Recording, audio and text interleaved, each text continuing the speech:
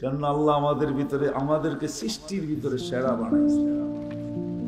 মানুষের মতো শ্রেষ্ঠত্ব আল্লাহ কোন সৃষ্টিকে দেন নাই। সর্বদিকে আমরা শ্রেষ্ঠ, যদিও আমরা মাঝে মাঝে ভাবি আমরা বড় নিকৃষ্ট, শ্রেষ্ঠ না। যেমন কখনো কখনো কথা শোনা যায় মানুষ শ্রেষ্ঠ না, মানুষ বলে বানর থেকে। আমি মাঝে মাঝে চিন্তা করি তাহলে উনি নিজেকে নিজে মানুষ ভাবে না, যদি মানুষ ভাবতো তাহলে নিজেকে কোনোদিন বানর ভাবতো না। মানুষ কি প্রমোশন চায় না নিচে যেতে চায়, উপরে উঠতে চায়, ঠিক না? আল্লাহ আমাদেরকে শ্রেষ্ঠত্ব দিয়েছেন মানুষ হিসাবে, সর্বদিকে শ্রেষ্ঠ। আমরা বানর হইতে যাব তো যাব কোন দুঃখে, ঠিক না?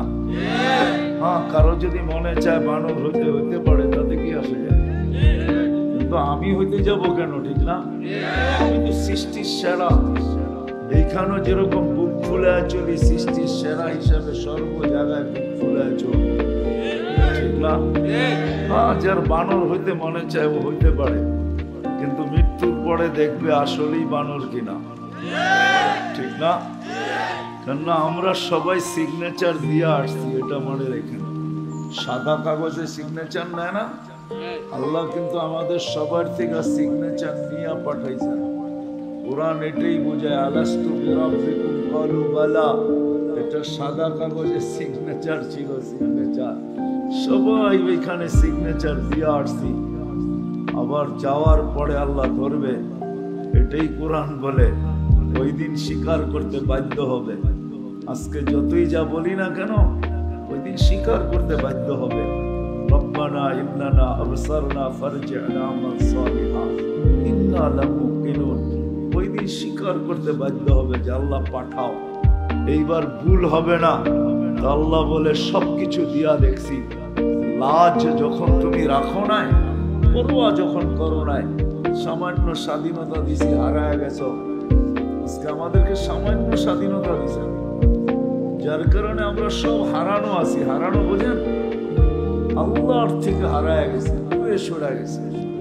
যদি দূরে না সরতাম তাহলে কোরআন কেন চিৎকার দিত, মা গাররাকা বিরাব্বিকাল কারীম। হায় হায়, আমাদের যাত্রা এখান থেকে না, যাত্রা ওইখান থেকে।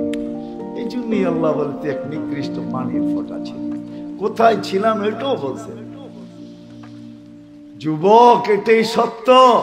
আমি দুনিয়ার শিক্ষিত লোকগুলাকে যদি জিজ্ঞাসা করি যে কোরআন হাদিসের আলো ছাড়া তোমরা তোমাদের শিক্ষায় বলো, তুমি তো বলো বানর ছিলা, মাইনা নিলাম, এর আগে কোথায় ছিল এটা আমাকে তথ্য দাও।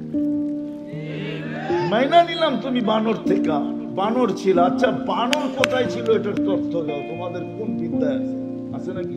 আপনারা তো শিক্ষিত আছে? হ্যাঁ, নাই? আছে?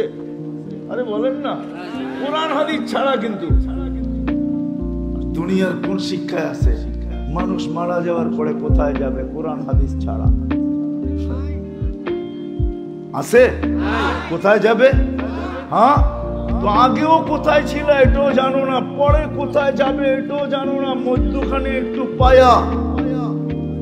ও কোম্পানির মাছ বেশি পানিতে পেলে গেলে খলবল করে বেশি, ঠিক না? এটাই কি খলবলি? মধ্যে একটু পায়া। এই জন্য তো সাহাবা ইকরাম আমাদের গালে থাপ্পড় মেরা বোঝা গেছে। যেমন আমরা বলি না, সাহাবা জেনারেল শিক্ষায় শিক্ষিত ছিল, আধুনিক শিক্ষায় শিক্ষিত ছিল। বিজ্ঞান ওনারা বুঝতেন না। সাহাবা ইকরাম জানতেন যে একদিন আসবে আর আঙ্গুল উঠাবে, তো থাপ্পড় মেরা দিয়ে গেছেন।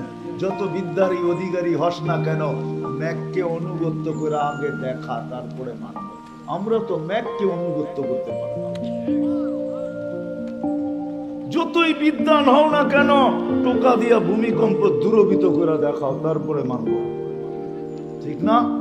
যতই শিক্ষিত হও না কেন, অগ্নিগিরিকে হাতের ইশারায় পাহাড়ে আবদ্ধ করে দেখাও, সব রাখা আছে চিহ্ন। 27 কিলোমিটার ঘোড়া দৌড়ায় দেখাও, সমুদ্রের উপর দিয়ে এখনো চিহ্ন রাখা আছে। আমি তো চোখে দেখা বলতেছি, কিতাব পড়া টেরা না, এগুলা অধিকাংশ আমার চোখে দেখা আছে। ওই পাহাড়ও দেখা আছে যেটার থেকে অগ্নিগিরি বাহির হয়েছে, ওই জায়গাও দেখা আছে যেখান দিয়ে বাহরাইন ঢুকছেন 27 কিলোমিটার দৌড়ায়। ওই পাহাড়ও দেখা আছে যেখানে ওমর রাদিয়াল্লাহু তাআলা আনহু 3000 কিলোমিটার দূর থেকে দেখা দিয়েছেন জুমার খুতবায় দাঁড়ায়া, মেম্বরে দাঁড়ায়া, সারিয়াতুল জাবাল। এখনো পাহাড়ের গায়ে বিরাট বড় সাইনবোর্ড লাগানো আছে, হাদা হুয়াল জাবাল। এটা ওই পাহাড় যেটা 3000 কিলোমিটার দূর থেকে আমিরুল মুমিনিন ওমর ইবনুল খাত্তাব রাদিয়াল্লাহু তাআলা আনহু সেনাপতিকে দেখায় দিয়েছিল। এটা আগে সামলা যুদ্ধে জিততে গেলে। এখনো রাখা আছে উকবা বিন নাফি রাদিয়াল্লাহু তাআলা আনহু, যেখানে আটলান্টিকের ভিতরে ঘোড়া দাঁড় করায় বলছিল ওই পারে কে আছে আমাকে বল, আমি এটা পার হব ঘোড়া দিয়া। ওই কবরও আমার দেখা আছে। চিঠি দিলে নদী পানি ছাড়তে বাধ্য। 6 বার আমি দরিয়ায় নীলে যেয়ে খুঁজে আসছি ওই চিঠিটা পাই কিনা। যদি পাইতাম তাহলে রাত্রে ছাড়তাম আর সকালে জাদু দেখায়া দিতাম পদ্মা, মেঘনা, যমুনার পানি দিয়ে। 6 বার আমি ওই চিঠি তালাশ করছি, মনে মনে পাই নাই। আমি 6 বার দরিয়ায় নীল দেখছি। আমি 6 বারই ভাবছি আহা যদি চিঠিটা পাইতাম তাহলে জাদু দেখায়া দিতে পারতাম। কারণ এই চিঠি পদ্মা, মেঘনা, যমুনায় ছাড়তে দেরি, পানি আসতে দেরি হতো। পানির অভাব হতো না, তখন কারো কাছে আমাদের ভিক্ষা করতে হইলো তো না। এই চিঠি বাধ্য পানি। সত্য না অসত্য? সাহাবারা এরকম হাজারো দেখায় দিচ্ছেন। পুরুষ তো পুরুষ, মহিলা আমার তো চোখে দেখা। উম্মে হারাম রাদিয়াল্লাহু তাআলা আনহা যেখানে সিংহের কানে ধরে বলছিল আমাকে থাবা, আমার উপরে থাবা, জানতো তোর যাবে, আমি আল্লাহ রাসূলের গোলাম।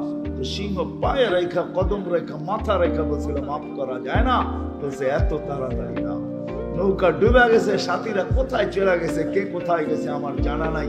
এই জঙ্গল আমার জন্য নতুন, এখানে লোকালয় কোথায় তাও জানি না। তুই আমাকে লোকালয়ে পৌঁছা, তারপরে দেখা যাবে তোকে মাফ করি কিনা করি। ওই জায়গা এখনো চিহ্ন রাখা আছে। ওই জঙ্গল এখনো টিউনিসিয়ায় আছে, যেখানে সাহাবা দাঁড়ায় বলছিল নাহনু রাসূলুল্লাহ, আমরা আল্লাহর রাসূলের প্রতিনিধি। জঙ্গল খালি করো সকাল পর্যন্ত টাইম, সকালে যাকে পাবো গণহত্যা করব। ওই জঙ্গল খালি করে দিয়েছেন প্রাণী। ওইখানের মসজিদ এখনো আছে। আর ওই দিন, ওই সময়, ওই মুহূর্তে এখনো প্রাণীগুলা আসে আর ওইখানে দাঁড়ায় মাথাটা উঁচা করে কানগুলা খাড়া করে। আমি জিজ্ঞেস করছি কেন করে? আমরা বলতে পারবো না। তা আমি বলতেছিলাম যে কিতাবে তো পাই নাই, কিন্তু আমার মন বলে এখনো ওরা ওই প্রতিধ্বনি শুনতে পায়।